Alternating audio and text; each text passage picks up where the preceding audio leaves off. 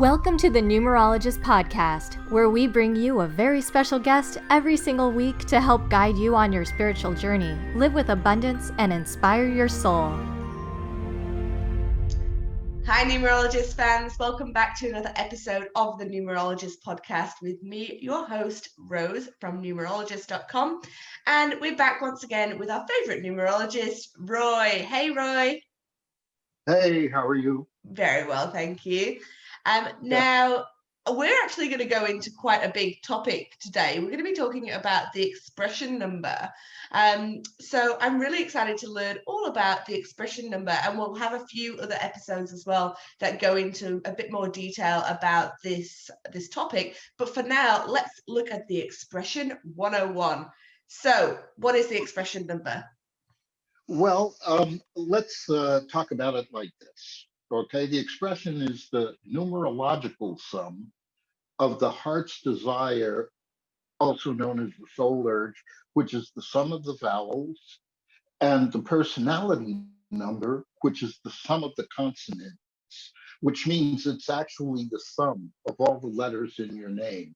But at the same time, it's really a lot more than that. You know, there's a principle called synergy that we use a lot in modern philosophy and physics and stuff like that, that means the whole is greater than the sum of its parts. Okay.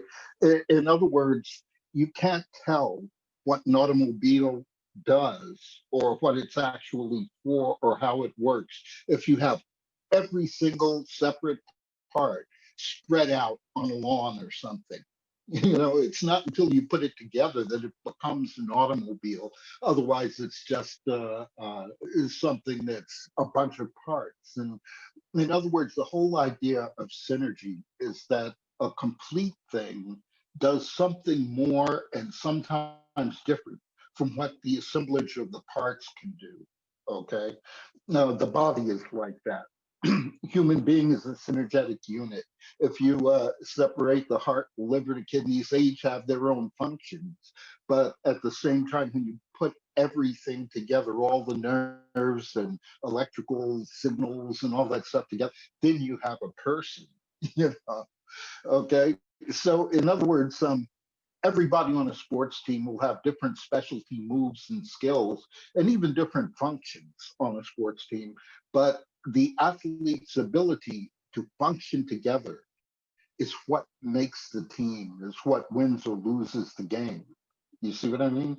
So synergy explains what the all-encompassing nature of number 9 is like too. In the old numerology books, they used to always say it's all-encompassing, meaning that it carries a little bit of everything from 1 through 8, you know, in its job. That's why in real old numerology books, especially in the Chaldean numerology, they don't assign any letter to 9 because they say that the number 9 is reserved for God. You know what I mean? So, and it's a very interesting system of numerology, even though it's very old school. It works very well today. Yeah, okay. Hey, Roy, I'm going to have to get you to maybe change your headset. It keeps clicking and it keeps sort of going in and out. Do you have a different, whatever you were using last week?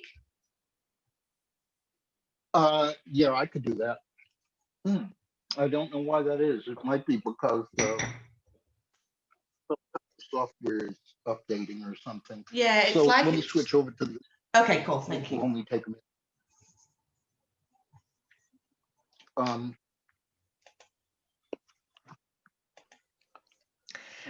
Roy, it's really funny you mentioned about all the pieces to the puzzle sort of laid out on the ground there, and it all has to sort of come together. I feel like sometimes that's my life, and I think a lot of people will also feel a bit like that as well. So let's talk about the expression number and how it sort of brings all that together. So what is the expression number? Okay, the expression, I like to use this sort of phrase to describe it, is like it's about you as a human doing rather than a human being. Okay. In other words, it's about what you bring to the table. It's about your contribution to the world around you and the way the world reflects your contribution back to you. Some people call this karma.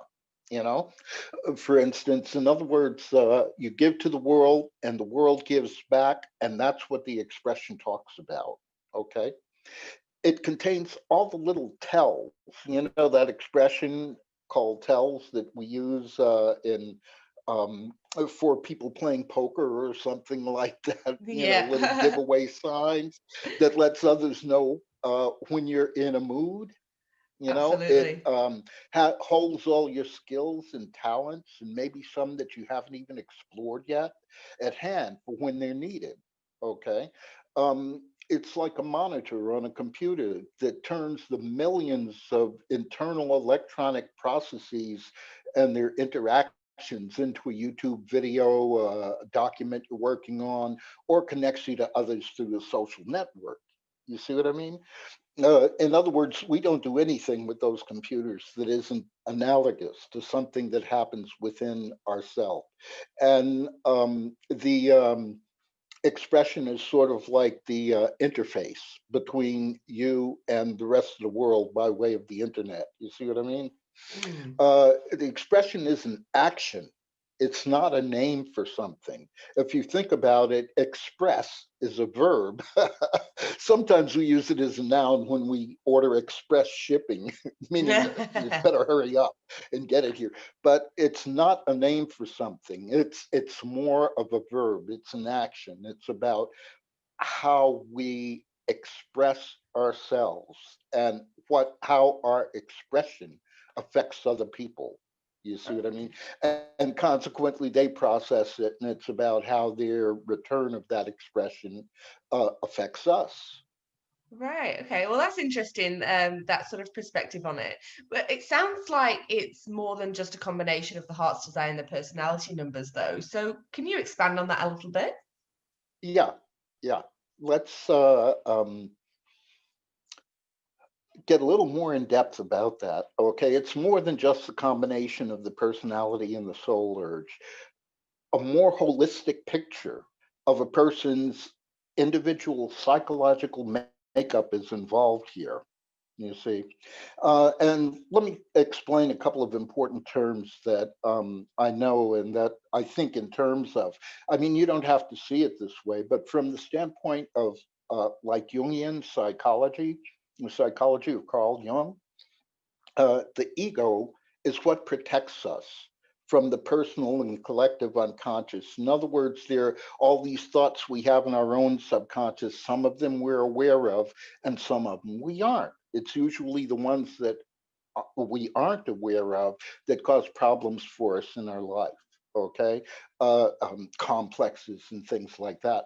And also, there's a collective unconscious. There's things in the mind that we share with all human beings.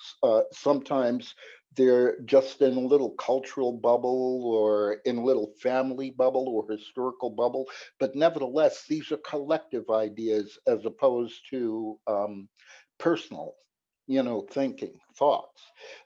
It's the primary force that protects the self against most of our own thoughts too that could cause us harm if we persist in them, and whether or not they are our own or come from other people or self-damaging fantasies that exist in myths, stories, and ideas that are part of the collective mind that we share with others. An example of that is what they call a Cinderella complex. Okay, when somebody just wishes that a fairy godmother would come along and introduce them to a prince.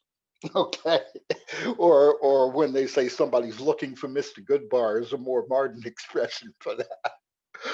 Okay, so when people think of the ego as a person's overinflated image of themselves, they're talking about that person being possessed by a sense of grandiosity. In other words, they think they're bigger and better than they actually are. You know, That's what we generally call the ego, saying the person has a big ego. That's not necessarily true. The person has an overinflated sense of grandiosity, you see.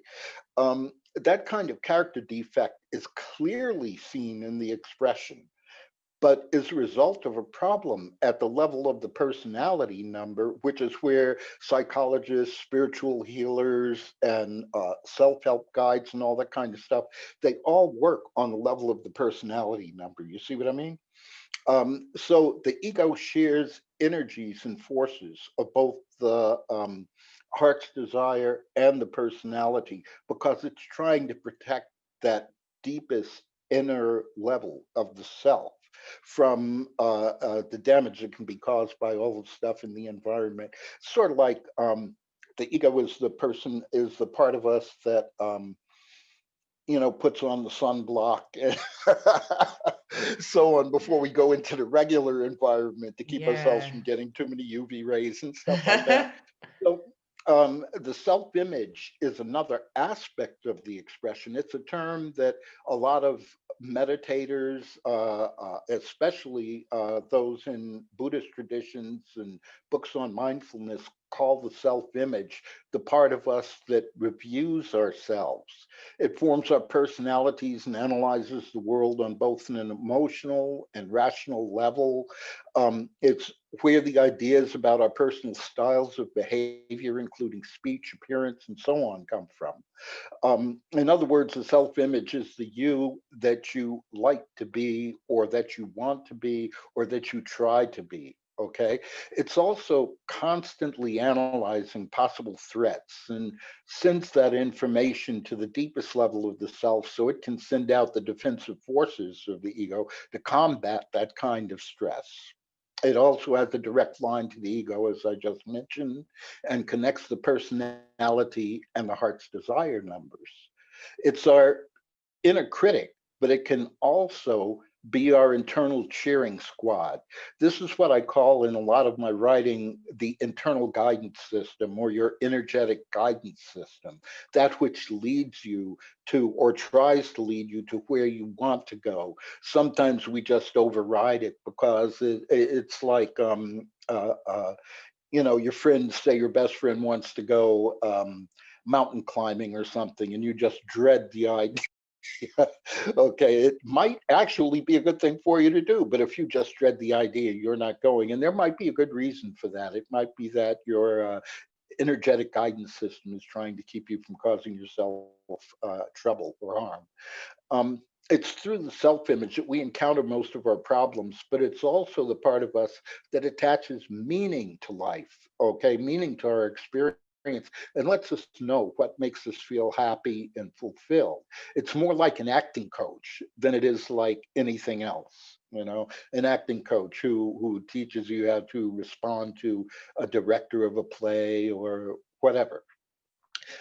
The expression is guided by the self-image and the needs of the ego, but is partly explained by the heart's desire and the personality numbers. That's kind of a way of breaking down what the expression actually is into, how do I put it, understandable chunks or pieces. Where there actually are no pieces in us, but it's an easy way for us to understand what's going on within ourselves and around us. And this is one of the things I like about numerology so much, because the chunks are so much bigger, than they are in like astrology or some of the other methods of studying the personality, or even in psychology. It's easier to understand than that because we're looking at three big chunks here, three big pieces. And all of these things are different ways of describing facets of the human personality, but all these descriptions are in reality just one thing, the expression itself.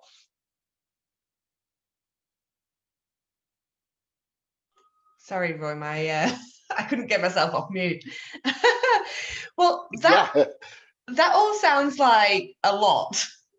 yeah. Well, I knew this would be a little complicated, but it's really not that complicated if you think as of the expression as the key number of the individual self, and like the life path is like the key number of the environment, then it becomes a lot easier. Okay. All right. So, can you give us a brief example of how this works in personal numerology? Because I'm sure a lot of people, listening to this want to know how it works for them. Yeah. Yeah. Well, let's do that by giving you an example. Okay. And I wrote up a brief essay about this guy for the blog. It's Elon Musk. Okay. Who's often called a visionary genius. We know that he is a genius without a doubt. His car company, Tesla, is the most valuable car company in the world. As a matter of fact, last week it beat Toyota in market cap and is now has a larger market cap than the next six companies below it, which are Toyota, General Motors, Ford, Chrysler, Ferrari, and somebody else who I don't remember offhand. But anyway, it's worth more than all of them combined. Okay. He's building a tunnel under Los Angeles for a super fast train to run on magnetic repulsion. His rockets and space capsules are proven to lift multiple astronauts into space at like a tenth of the cost or the danger of the space shuttle. As part of his and all of that is part of his project to build a human habitat on Mars. All right, I don't know what he's going to do about the radiation up there, but nevertheless, this is the guy that's taking us into outer space with a private company. And we look at his numbers and we see his soul urge and or the heart's desire as being a total of 5. Okay, a 5 is a trendsetter. A trendsetter is a person who is always ahead of the game, who other people are following. You see what I mean? And this is a perfect example of a 5. If you've ever seen him on an interview, he's a really relaxed kind of guy who likes to enjoy himself, which is another aspect of 5, and that he's always one step ahead of the critics. He's at the cutting edge of today's technology and waiting for the world to catch up with him. Okay, all of these are attributes that are normally associated with a 5. His personality number is 6. Okay, his vision of electrical power for the world, high-speed automatic transportation, and other projects and ideas that he's basically described for building harmony within the environment, comfort within the home, and he's well known for his love of children. All of these are different attributes of 6, his personality. So his personality number. So we have 5 and 6 together, and what do we get? When we get 11. That's the expression. Some numerology books call this the master psychic or the visionary, which is the name that I prefer. It's the mark of someone who celebrates their own uniqueness, is charismatic, and finds it easy to influence others. In one interview, he even described himself as a kind of a wizard. And in my opinion, he's living the 11 life better than almost anybody I can think of, except for maybe Tony Robbins, who also has a lot of 11 in his chart. Okay. But at any rate, I picked him because his name is short, but the numerology of it is very clear and on target about what we see of him on TV and on the web, in the news, etc. In other words, he's a pure example, an excellent example of what an expression number is all about. Roy, I really love it when somebody is sort of that mysterious kind of person, but their numbers just, reveal everything about them. It's so good. Yeah, right, exactly. And it's the same thing for all of us. Uh-huh. Whatever our expression number comes out to be, reveal something about our character that is so central to the behavior, and so on and so forth. So, at any rate, yeah, yeah, here's a good example. Absolutely, but it does make me ask a different question. I thought we were talking, sorry, I thought we were working with single digit numbers here. Yeah, well, I usually describe a lot of single digit numbers in my writings on the in blog posts and so on. Even though I've started to work with these master numbers and karmic numbers and so on and so forth, I do that to keep beginners from getting thrown off by the fanciful descriptions of these master numbers and karmic numbers on the internet and in books on numerology, because they say all sorts of things that just aren't realistic, you know, about these. Even to me, the idea of calling them master numbers is kind of silly, because what are they masters of? You know, it's like they're not prime numbers or anything. You know, but anyway, for the expression number, like the life path, we're kind of obligated to use the bigger numbers. Unlike the life path, however, we often see the higher master numbers like 33, 44, and others in the expression, because names can be very long, and those long names, like a name that has that totals up, when you total up all the alphabet values, can easily total up to 44 or 55 or 33 and so on and so forth. So, like in Elon's case, even though his 11 describes what he does and his behavior, uh, you can also see the two in some of his interviews, where he appears to be an unassuming and reasonable person, but he really sticks to his guns when it comes to what he's doing, and how hard it is to influence his ideas and so on and so forth, without being stubborn like a four.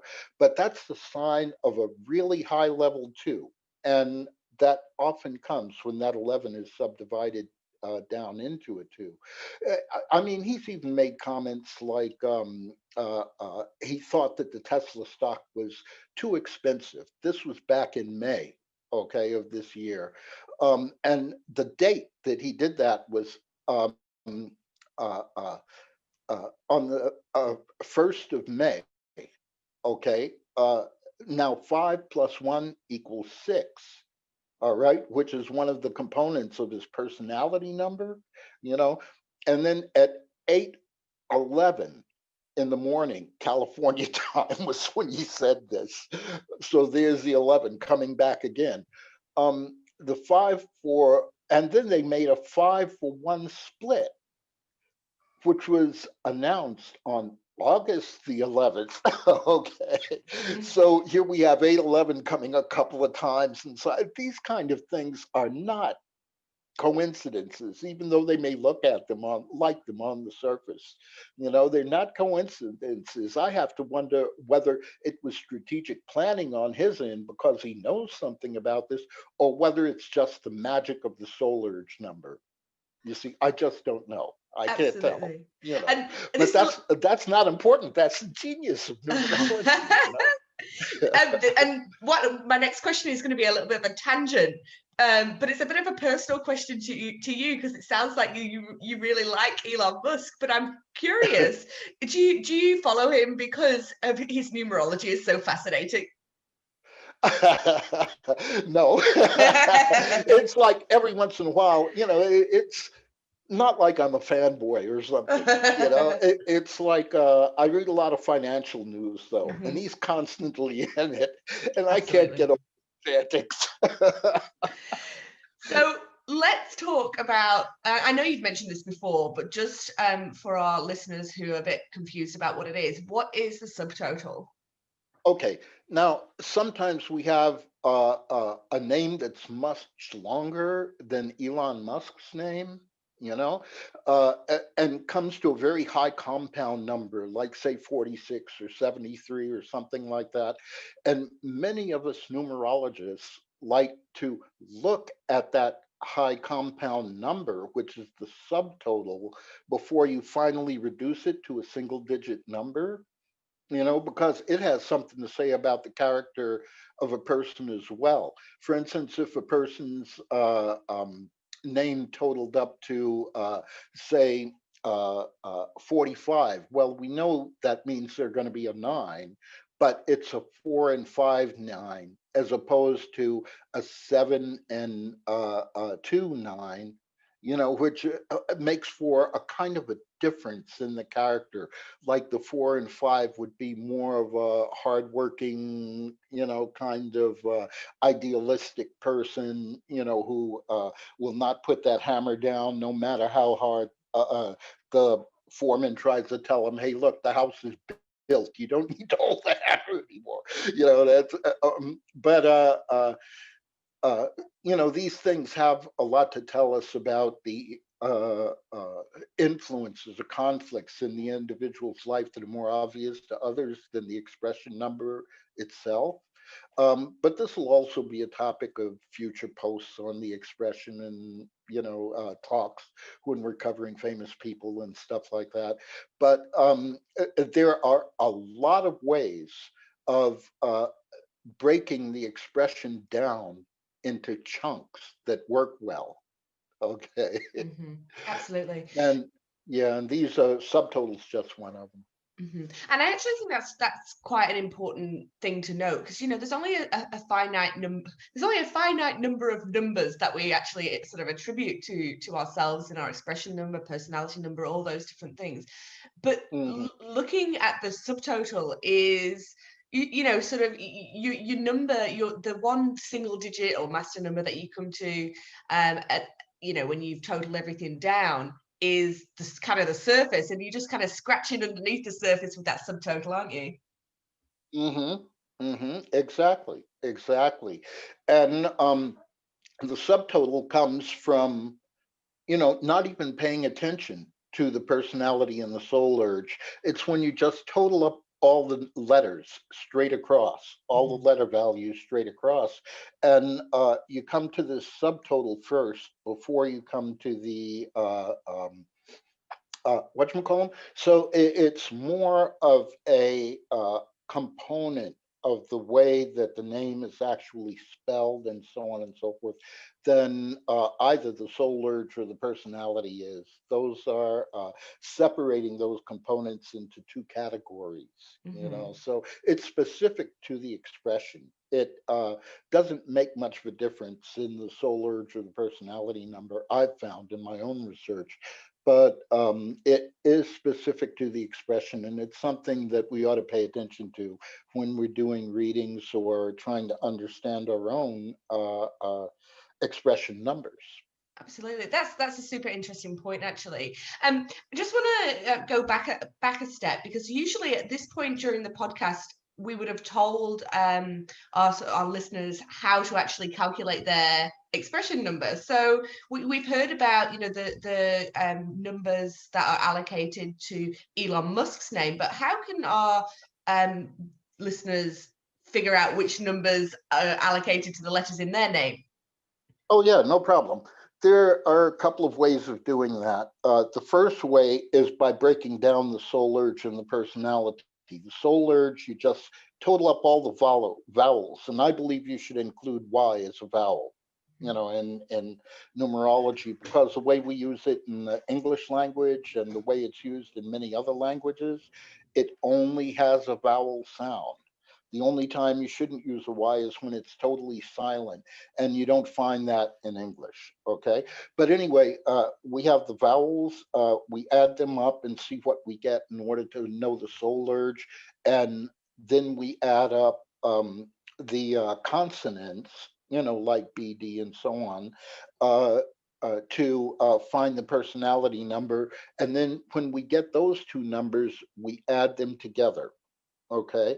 Now, sometimes the soul urge of the personality might be a master number, but the sum of them changes it to not be a master number. And that has a lot to say in itself. Like, say, for instance, a person has a, a soul urge number as 11.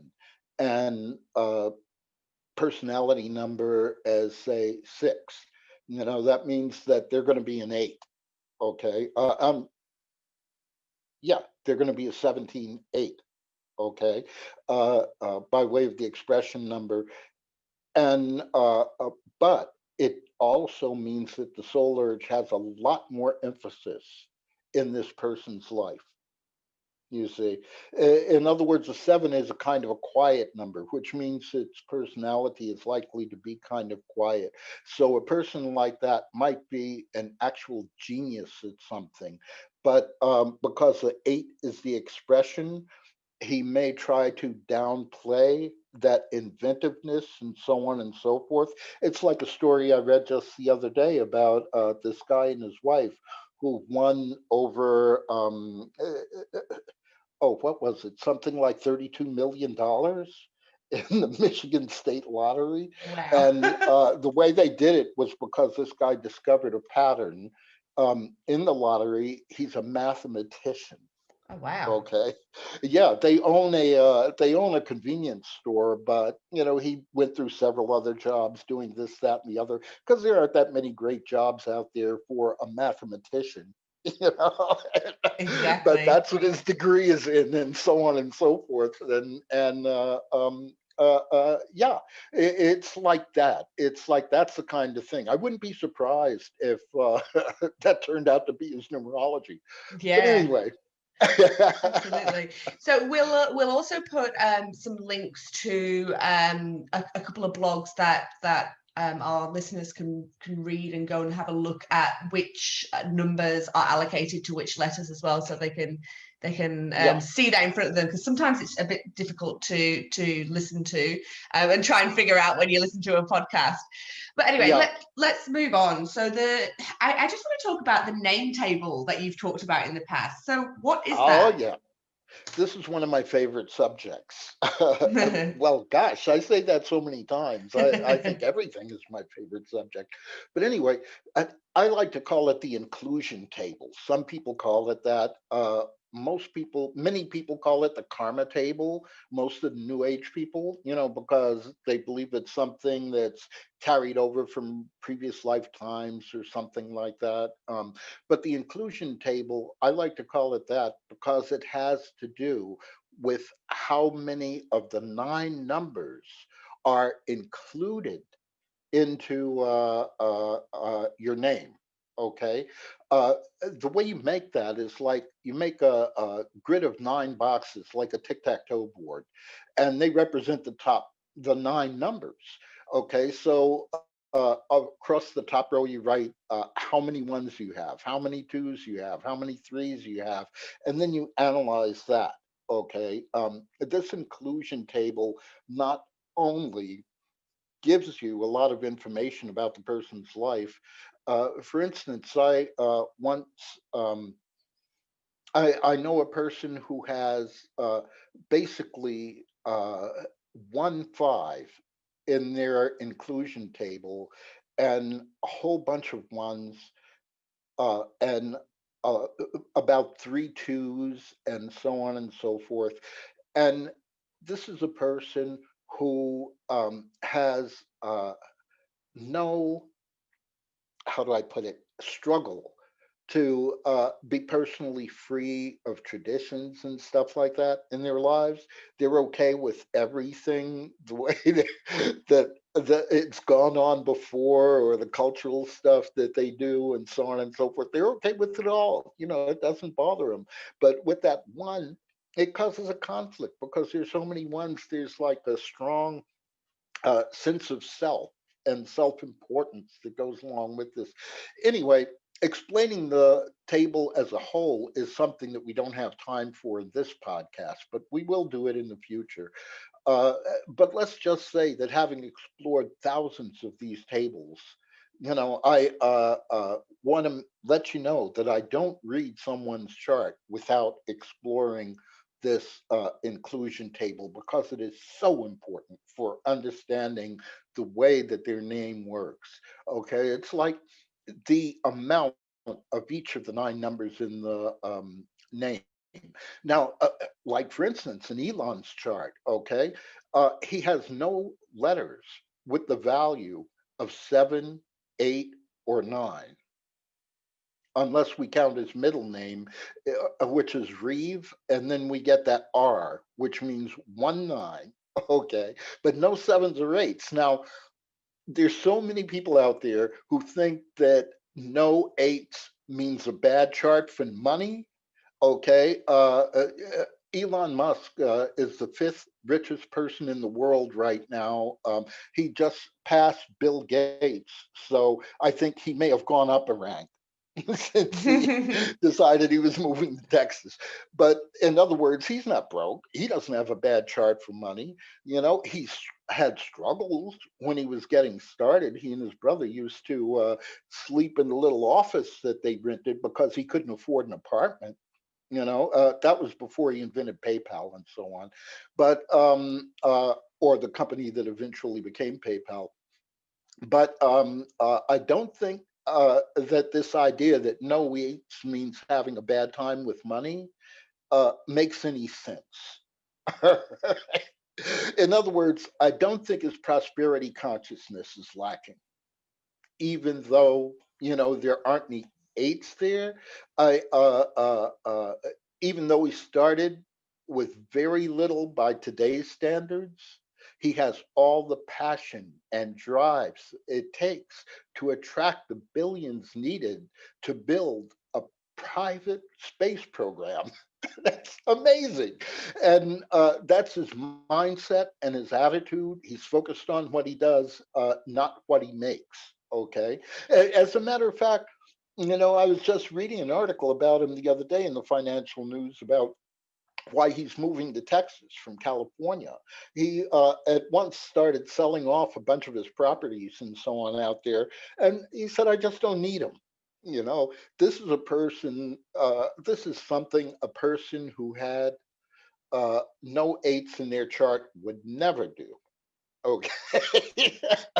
And who had a bunch of eights in their chart would never do. He's just like, I don't need them. It's too much. It's too much for me. So he's moving his family and part of his business to Texas. Why? Because there's no capital gains tax.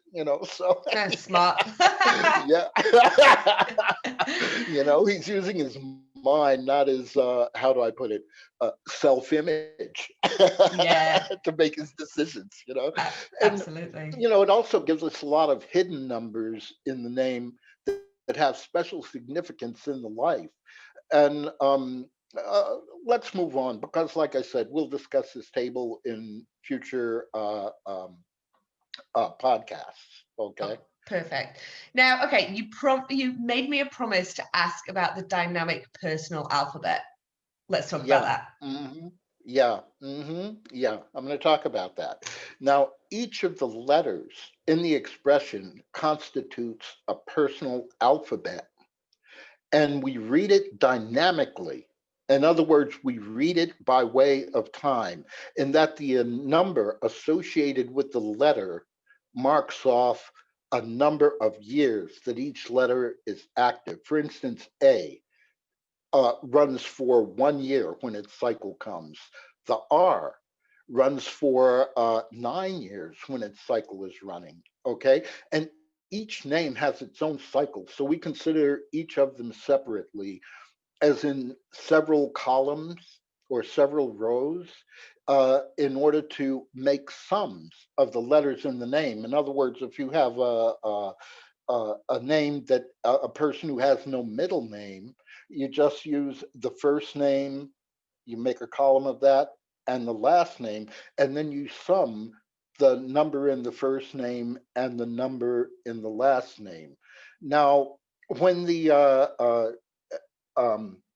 when that letters, okay, let's take a person like Alan Alda, famous actor. Okay, if we had A as the first letter of the first name and A as the first letter of the second name, that would mean that for 1 year, his first year of life, that the two ones would run concurrently, meaning that his first year would have had a 2 as a special number.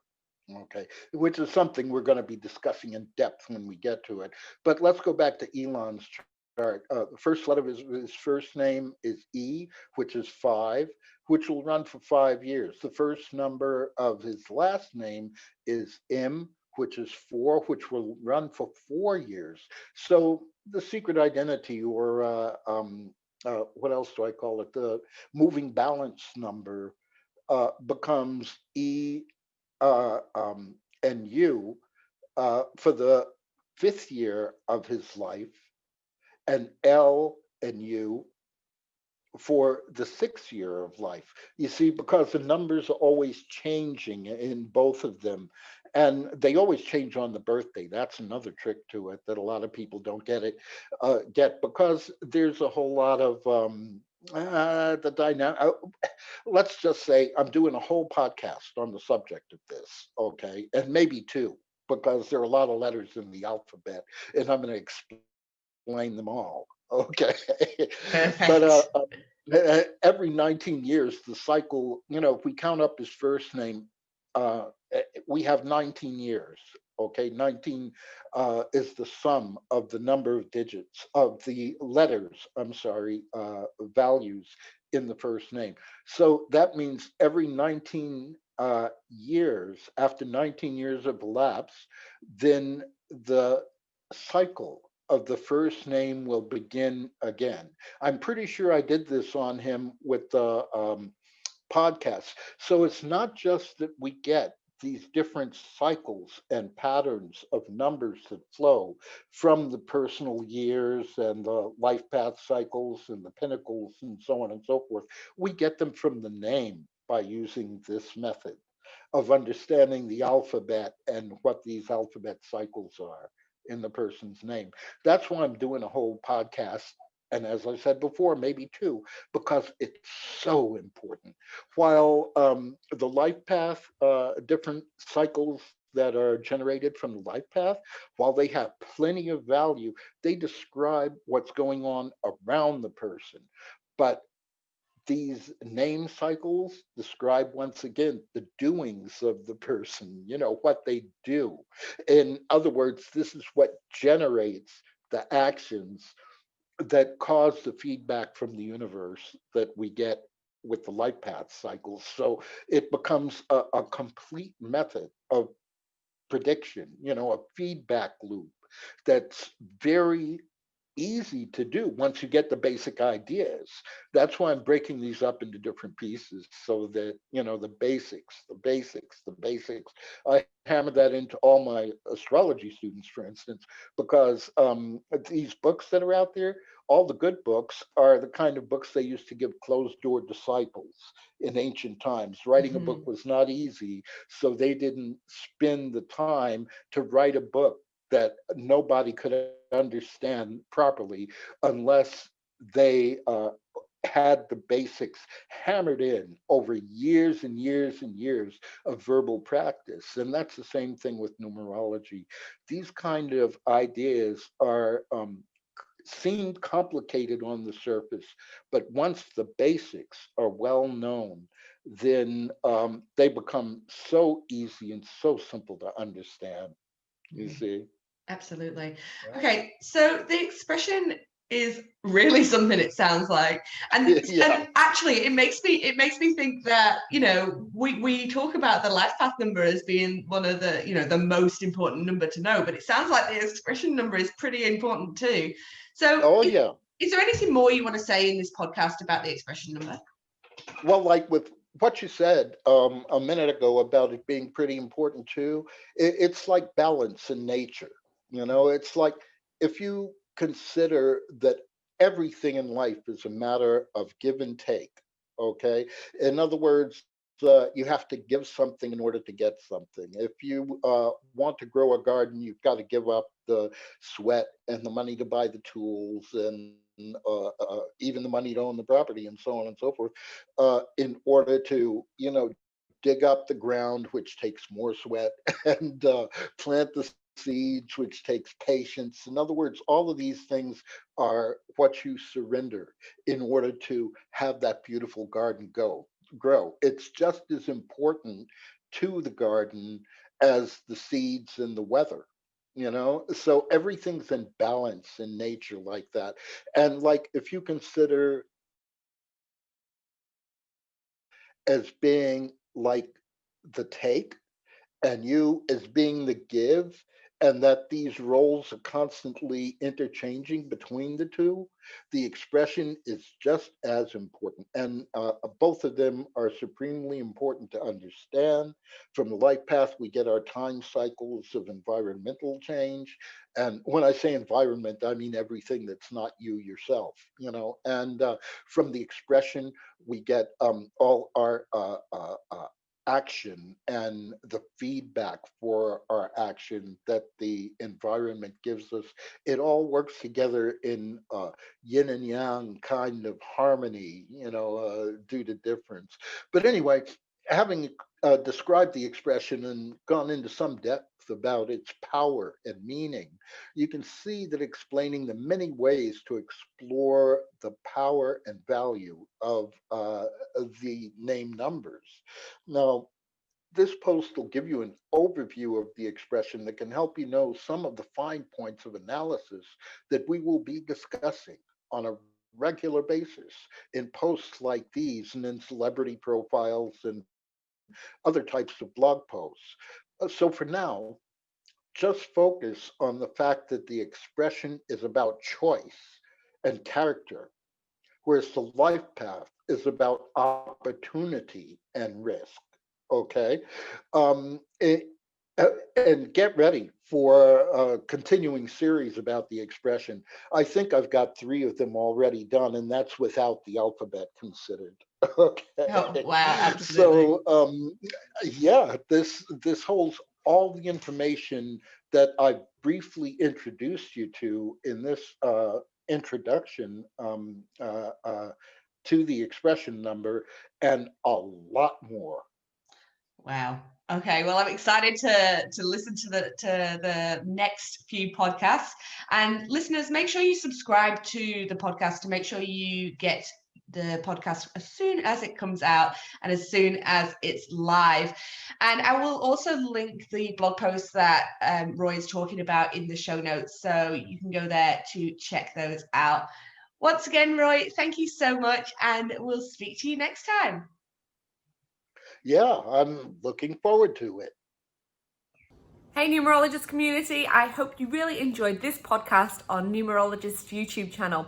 You can head to the link in the description if you want to listen to this on iTunes or Google Podcasts, and you can subscribe there too.